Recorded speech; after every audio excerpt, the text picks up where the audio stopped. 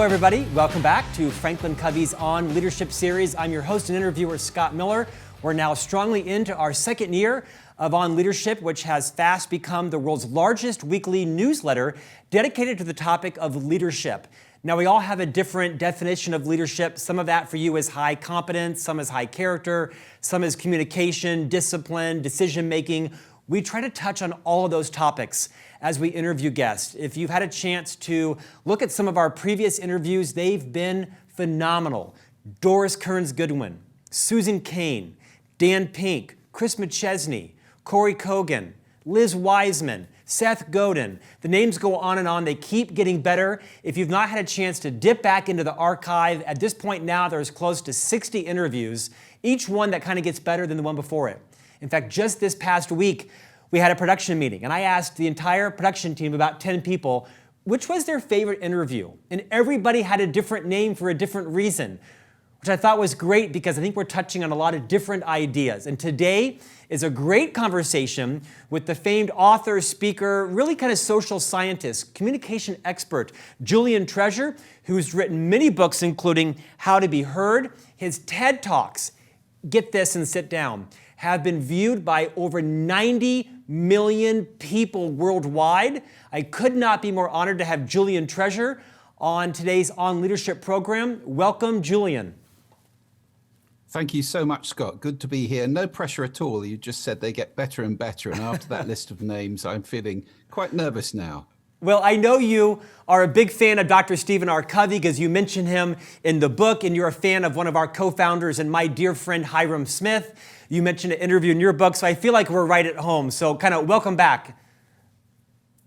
Thank you so much. Yeah, I had a wonderful time interviewing Hiram. He was very insightful about listening and leadership, and it was a fascinating time. Yeah, he's actually been a guest on our program as well, so he's a dear friend of ours and leaves a big legacy around the world.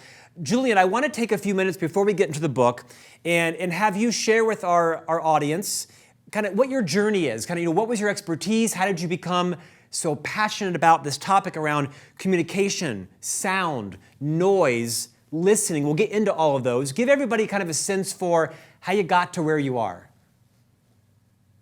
Well, first of all, I'm not an academic or a scientist, really. I have a long career in marketing. Mm-hmm. In my previous life, I ran a magazine publishing company in the UK, which grew very fast and became one of the leading custom publishing houses, working for big brands like Lexus and Microsoft and Apple, producing custom magazines. So I understood a lot about marketing, brands, and communication, outbound communication, of course, because when you say communication to a company, they always think outbound, never inbound. We can talk about that later. All the way through that, though, I was a musician. I still am a musician. And I think musicians listen to the world slightly differently from non-musicians. If you're playing in a band or an orchestra, you have to listen to everybody else simultaneously. It's a kind of multi-track listening. And I was doing that to the world and considering just the world doesn't sound very good. There's this noise all around us. It's kind of the exhaust gas of the economy. Sound is not generally designed. I mean, whoever's listening to this, look around you in your room and just ask, as you see everything in your room, it was designed for the eyes, but was it designed for the ears? We don't do much of that. So when I sold my magazine publishing business, I really wanted to do something which combined brands and sound. So I formed an audio branding company called The Sound Agency, which is still going 15 years later and doing very well. And along the way, I got the chance to do the TED Talks. And I started to understand that sound is not just made by big organizations, although they do a lot of that. Most of them spend lots on how they look and nothing on how they sound. So a lot of them don't sound that good. Sound is also made by us as individuals. And I really started to consider that we have deprioritized speaking and listening, two very, very important skills. We're much more obsessed with reading and writing. We teach them in school. Do we teach talking? No. Do we teach listening? Hardly at all, ever. So these skills are getting squashed, I think, by the amount of stuff that we do for the eyes. And that is really how I started my second business, which is me talking, writing, and I describe myself now as a sound evangelist, really. So that's the role. I think I'm putting across academic work other people have done, really spreading the message that it's vital to listen better than we do, to listen consciously to the world and to other people. And it's also very important to speak effectively and powerfully. And these things need to be trained. They are skills. Julian, could not agree more. I've just authored a book myself, Management Mess to Leadership Success. And one of the 30 challenges that I list in the book that all leaders face is the third challenge around listening first. I talk a lot about how most of us have been trained to be powerful communicators, but how little training we have on the listening part of communication. We'll talk about that in a moment. I'd like to have your assessment. Why do you think there are 90 million views of your TED Talks? I mean, occasionally some of us know someone who once did a TEDx, and occasionally you might meet someone who delivered an actual TED Talk. Why do you think there's been such a global wave of interest in your ideas, especially, and not only, but especially via TED? I think the interesting thing to reflect on is that the bulk of those views, well over half of them, I think, are for one talk, which is in the top 10 of all time now. And that's the talk on how to speak so that people want to listen. So it's a talk about talking. And that was quite a nerve-wracking thing to do. If you're going to stand on a TED stage and talk about talking, that's putting your head well above the parapet, isn't it? Yes. Fortunately, I didn't get it knocked off. But that talk certainly has resonated with a lot of people. And what I find in the work I do with people when I'm consulting or creating trainings is that the problem of not being heard, of the frustration of not being able to put a point across, of people not listening, it is a huge issue out there. I think partly because we don't train children at school in how to speak effectively. It's very rare that I have an audience. If I say how many people have had formal speech training or vocal training, maybe 1 or 2% will put their hands up. Not many these days, even now.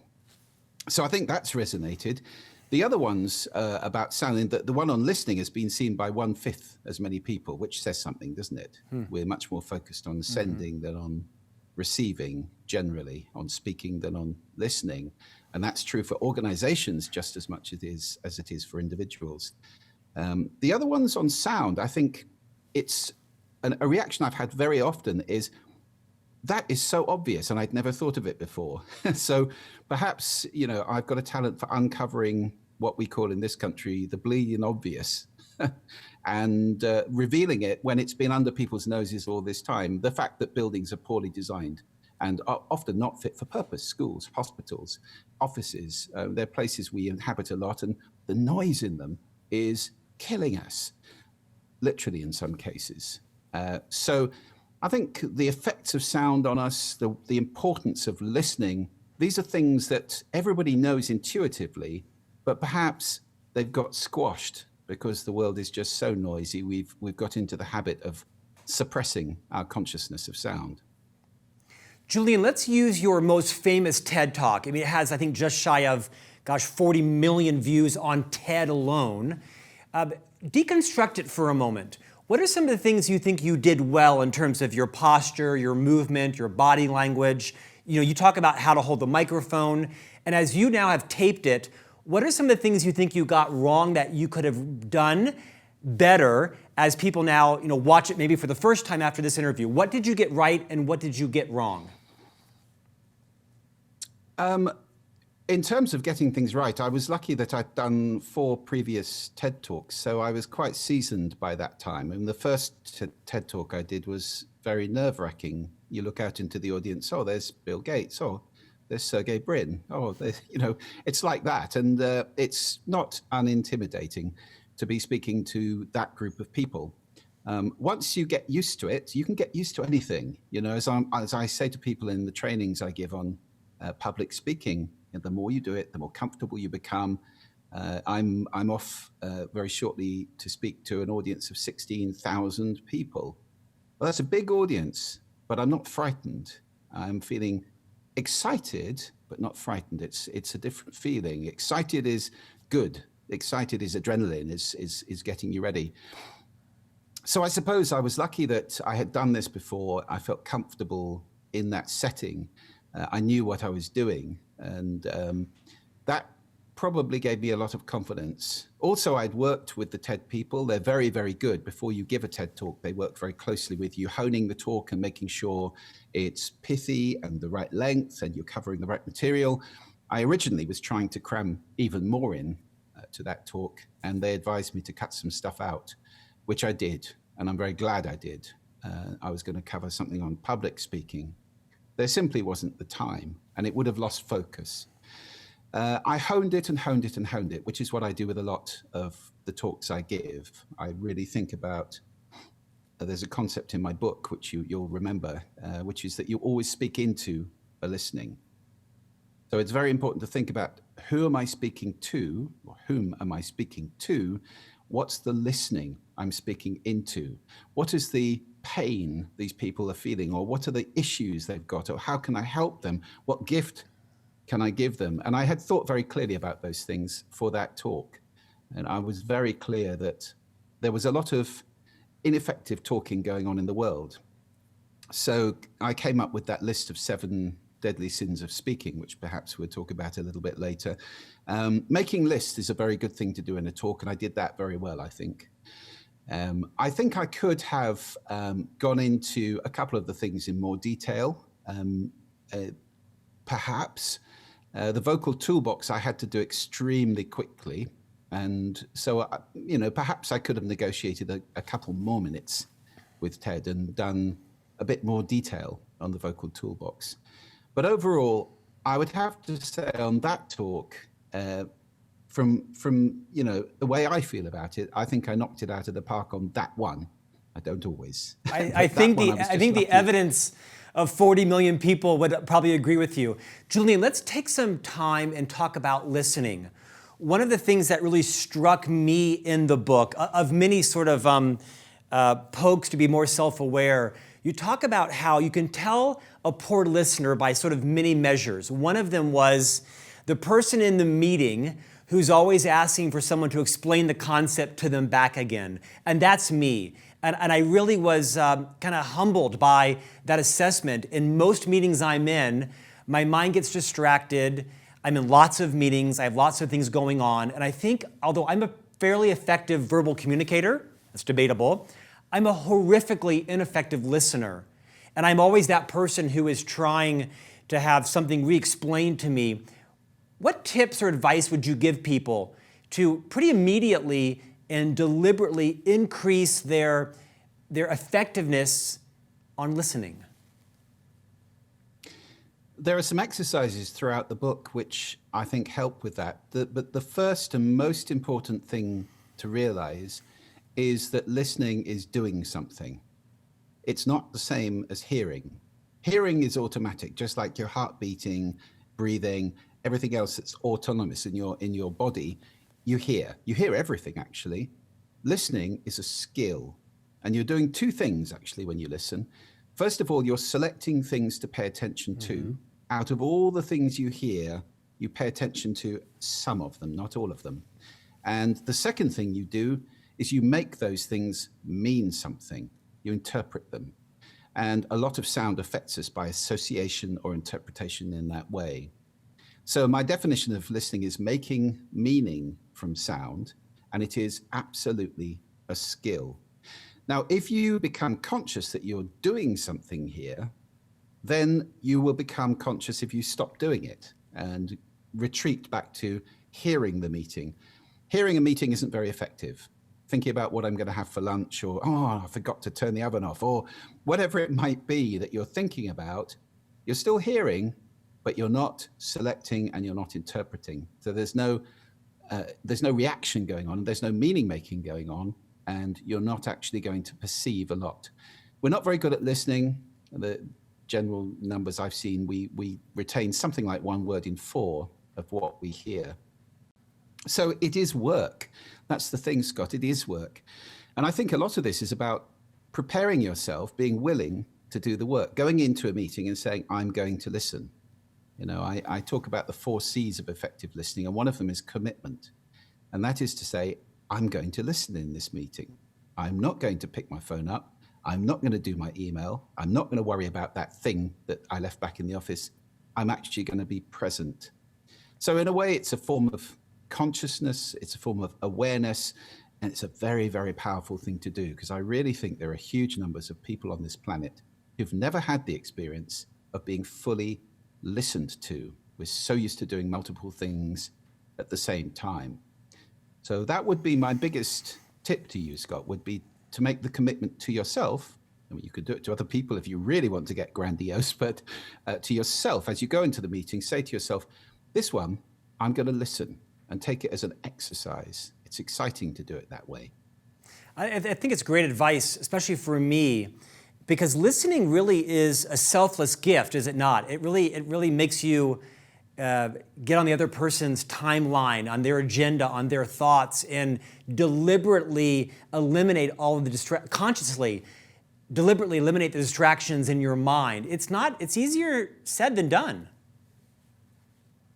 It is, but it is very powerful. And I say in the book, and I say in all my talks, really there's a payoff to this. It's not just nice to listen, it's essential for yourself. Yeah. Because listening and speaking, they're in a circle.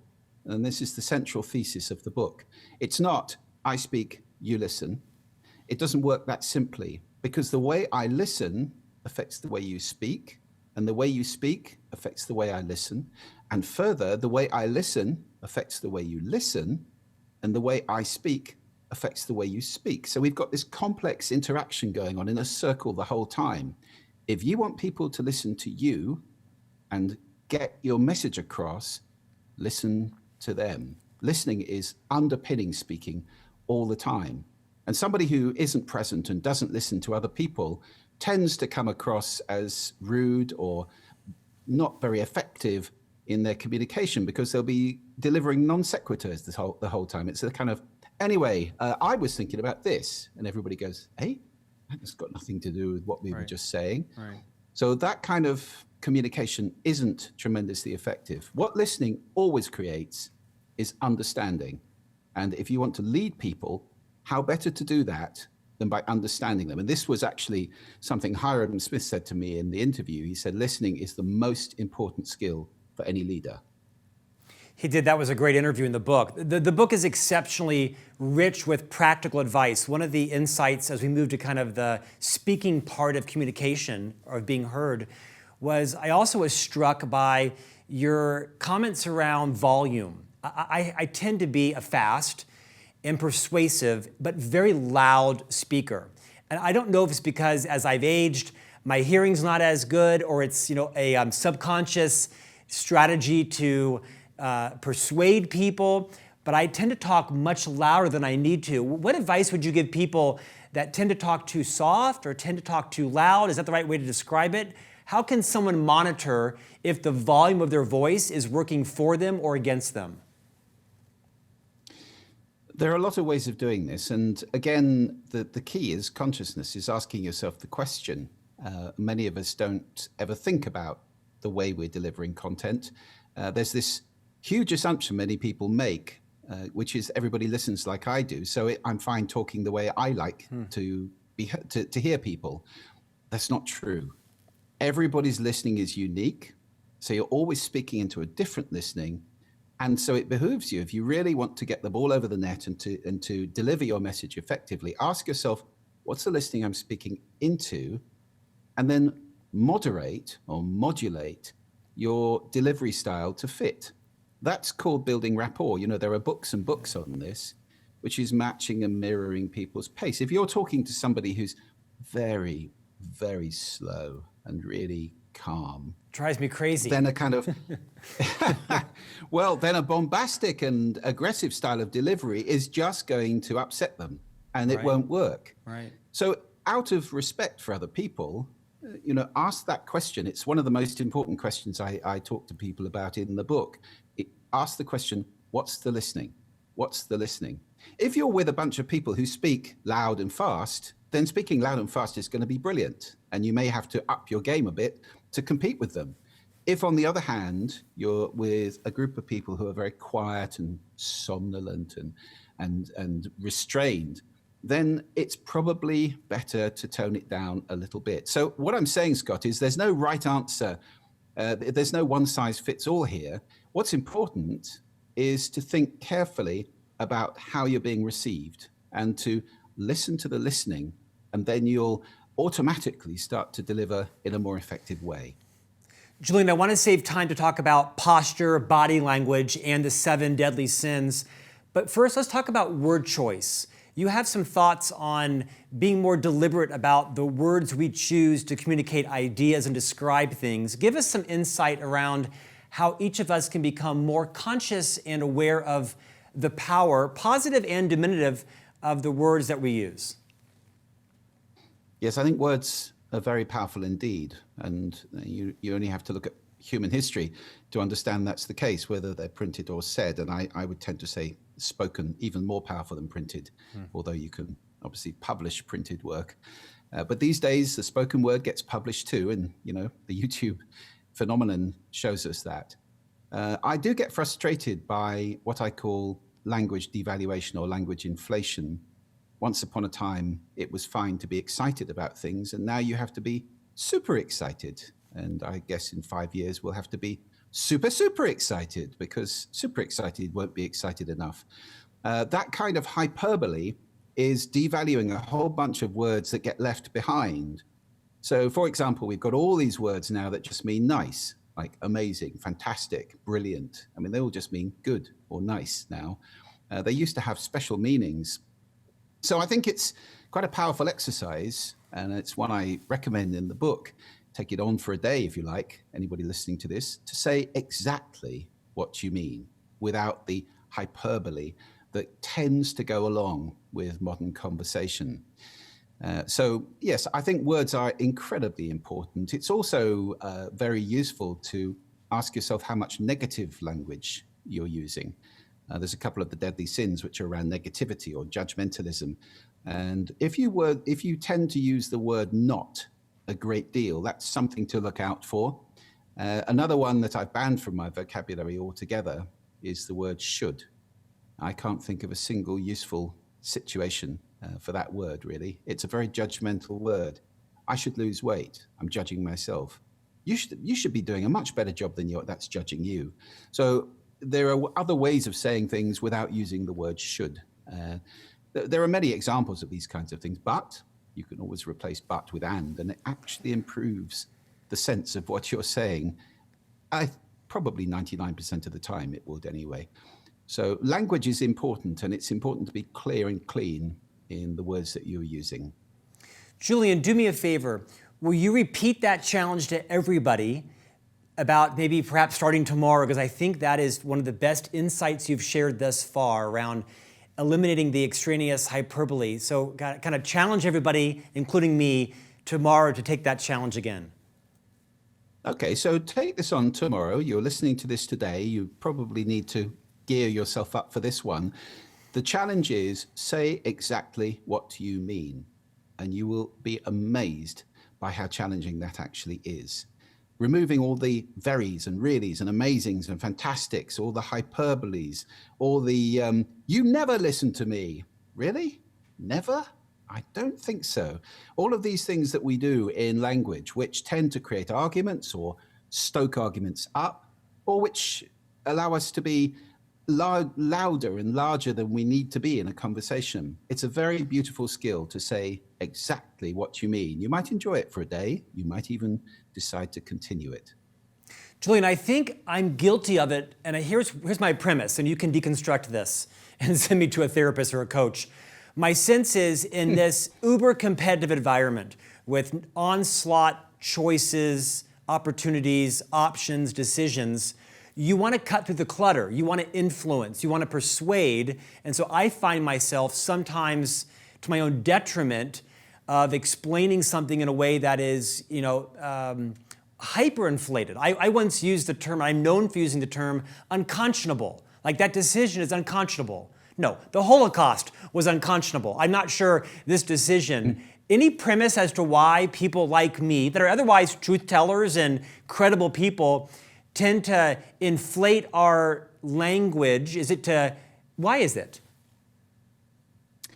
Well, it's a habit, and it's a habit which I think does exist quite a lot in your country, I would tend to say. I mean, the example I gave on the TED stage, which is always an easy target, is the word awesome. I mean, if a pizza or a pair of trainers is awesome, what's a sunset? It's gone.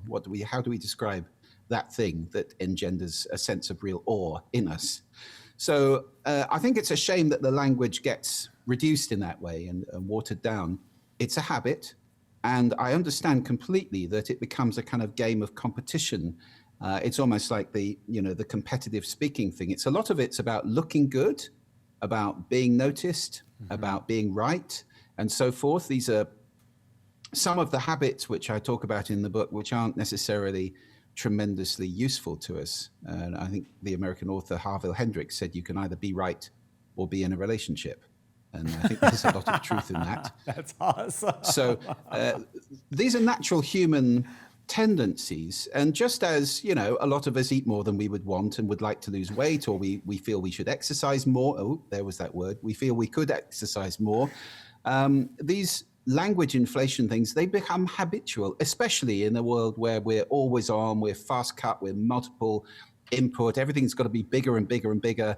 The next superhero movie has got to be twice as loud as the last one. Everything, there's this addiction, which I think is not an unreasonable word to use in this, to more and bigger. And I would challenge that. I would go for better, higher quality. Countries, politicians, they all want more. We want to grow. Why? Why don't we just be happier? So I think I would be much more in the line of being more precise and particular. And if you ask the question, what's the listening? You may find you don't need to go quite so hyperbolic. Julian, I have to call you out because I think the Brits have some responsibility with their overuse of the word brilliant. I lived there for a while. Yeah, I totally own that. And we complain a lot as well. So I love that part of your TED Talk. Let's talk about posture and body language. You phrased something I'm gonna butcher here. I think you called it sort of the texting posture, but after all these decades of doing this, we tend to kind of talk that way. Talk about the connection between our lifestyle around our phones and our texting and the correlation to how our posture impacts our voice and our presence when we are on stage or we're speaking to someone. Well, many of us spend a huge amount of time. I'm sitting at a desk right now looking at a computer, and the tendency is to be leaning forward like this and to let the lower back go a little bit. And if I lean right forward, you can hear the effect it has on my voice because my vocal cords are becoming stretched. And how many times do we sit on a phone like this and the vocal cords are not working effectively? But you can do the opposite. If you withdraw your head back into your neck like this, the vocal cords are squashed and they can't work properly there either. So if you want to speak powerfully and effectively, it's important that your vocal cords are nicely relaxed in your neck. And that means head above the shoulders, relatively vertical, everything's stacked.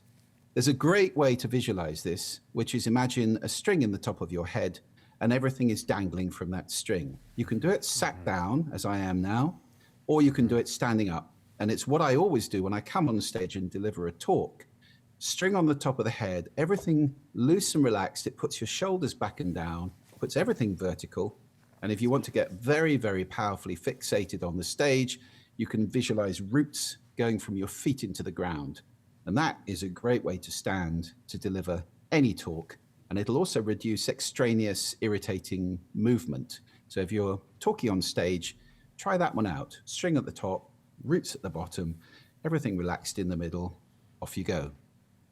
Julian, let's do a power round, speed round, because I want to get the 7 deadly sins in. Would you take maybe 30 seconds on each of these 7 deadly sins? What's a key takeaway? And then I'd love to talk a bit about how organizations work with you to better manage the sound for their employees and their clients. Let's talk about the 7 deadly sins.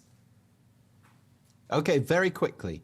Number 1, gossip, speaking ill of somebody who's not present, doesn't help, and it devalues, especially since most gossip is made up or untrue or exaggerated. And number 2, and by the way, I'm not saying never do these things. I'm saying if you do them a lot, it makes it harder to listen to you, and people won't listen as carefully to you. Number 2, condemning, judgmentalism, the kind of parent whose child comes home, says, I got 95% in the test, and they say, what happened to the other 5? That kind of negative judgmentalism is really hard to be around for a long time. Next door to that, negativity. And that's, I told the story about my mother in that one, who was enormously negative towards the end of her life. And I took a paper into her in the hospital and said, oh, look, it's October the 1st. And she said, I know, isn't it dreadful? And, it just gets you down to be, the sun's out, it's going to rain later. Ugh, come on. You have to go away and recharge to be around that kind of negativity. Then another cousin of negativity, complaining, which is, as we said, the British national pastime. If the food is bad in the restaurant, complain. If it's weather or sport, that's just viral misery. Complaining about stuff doesn't help. Then we have excuses. Not my fault, their fault. Some people have a blame thrower. It's never their fault. If it's never your fault, you are not going to learn anything. And that was a big thing that Hiram and I discussed, was the importance of mistakes, owning them, correcting them in the whole process of innovation. Then we have exaggeration, which we've just discussed, which starts off like that, and then it goes bigger and bigger, and we end up with outright lies. And I'm sure nobody listening to this has ever claimed to have read a book they haven't read, or anything like that. We all do it, but it's a question of degree. And then finally, we have dogmatism, my way or the highway, confusing opinions with facts. They are two different things. When you collapse them together, there's a lot of argument and table thumping that goes on. So those are the 7 deadly sins of communication. Julian, speak to the millions of leaders that are listening or watching to this interview. Of those 7, is there one that is disproportionately more positively or negatively impactful in a leader's role with their team, that if they were to correct it, become more aware, nip it in the bud, that their leadership influence would perhaps disproportionately expand or exponentiate? I think condemning is disproportionately negative. There's that film Whiplash about the drummer, where the guy says there are no 2 words in the English language more harmful than good job. Well, that's tragic. I mean, you're not going to have much of a team if that's the way you lead people. If it's all criticism and no praise, people need to be inspired. So I think that's a particularly negative one. The one that tends to be displayed positively in some organizations is the dogmatism. If you think of Steve Jobs, a lot of his inventions were opinions. He was going against all the evidence quite a lot of the time and saying that I know that this is right. And he was. So sometimes you need an inspired leader to be quite dogmatic in order to deliver that genius. Yeah, I got something right. Number 7 might be my specialty. Julian, talk to the parents that are listening. Any advice you would give parents on, as they're working with their children, what they can do to better hear, have their children be more effectively heard? What advice would you give to parents? I think if you want a child to listen to you, you have to demonstrate the skill of listening to them. And listening as an adult would to another adult, listening to a child that way, I think is immensely powerful. I have a 4-year-old daughter, and we spend a lot of time listening to her. We give her, undivided attention. It's awfully easy these days with mobile phones, other devices around, to be going, yeah, no, I'm listening. Oh, really, Daddy? Oh, that's really interesting. That's not listening. That's doing something else. Scott Peck, the author of a wonderful book, The Read Less Traveled, said, you cannot truly listen to another person and do anything else at the same time. And I think that's absolutely true. So give your child the gift of 100% attention, and you'll be amazed by what comes about as you listen to them in that way. It teaches them to do the same to you, and you're on a virtuous circle instead of the vicious circle of nobody listening to anybody and everybody shouting at everybody. Julian, you spend a lot of your time public speaking, writing, consulting with organizations. You're quite passionate around the role that sound plays in organizations. How does a client engage with you? When you're working with a client, what types of problems are you solving for clients, and how does an organization, a CEO or someone, work with your firm? Well, most of the work I do at the moment is going around the world and talking at big events. These tend to be conferences and places where people think, it would really be helpful to help people listen better. So, sometimes I open a big thing and teach people a little bit about listening so they can get a better experience over the next few days, for example. So the speaking on stage is a big part of it. We also do consultative work from time to time. We do coaching for CEOs. That's happened, and it's very intense. We do that over 4 days, and that really leaves them quite tired at the end of it. But for CEOs who perhaps have challenges in getting their message across, it can be very effective. What I'm very excited about right now is we're just putting the finishing touches to a course, an online course called How to Speak So That People Want to Listen, which is going to be available in just a few weeks. So probably very similar to the time this podcast comes out, I would think. And I'm so excited because it's going to allow me to travel a bit less, stay in my beloved Orkney, see my daughter a bit more, and get the message across to many more people. So it's win, win, win from that point of view. So talk a bit about that. How does someone learn about how to become closer involved in those sessions? What are they like? How does someone consume them? Where can they go to learn more about that? Well, the training will be online, and its details will be on my website, juliantreasure.com, where incidentally we put a landing page on for this podcast with some lovely free bits and pieces for people, training them in how to listen better. So that's all there, juliantreasure.com/on-leadership. So that would be the first place to go. Connect there, and then we'll keep you up to date with everything that's happening. The email is in there as well if you want to make contact with me personally. Delighted to hear from you and to see if we can help with any challenges in communication. Julian, great conversation. Thank you for joining us today from off the coast of Scotland and England at your home. I hope it all goes well for you. I think the best part of this interview was the phrase, you can either be right or you can be in a relationship. That was prophetic. Thank you for your time, sir. Thank you so much, Scott. It's been my pleasure. My pleasure. I'm a little bit paranoid now around my speaking and my voice and my tone and my posture. So what a gift Julian's given us. Thank you for joining us for another great conversation with Julian Treasure. I strongly encourage you to go out, buy the book for your team, How to Be Heard, listen to his TED Talks. I'm guessing after this On Leadership interview, it'll push past 100 million. Thank you for your interest in On Leadership, and we'll see you back here next week with a new guest.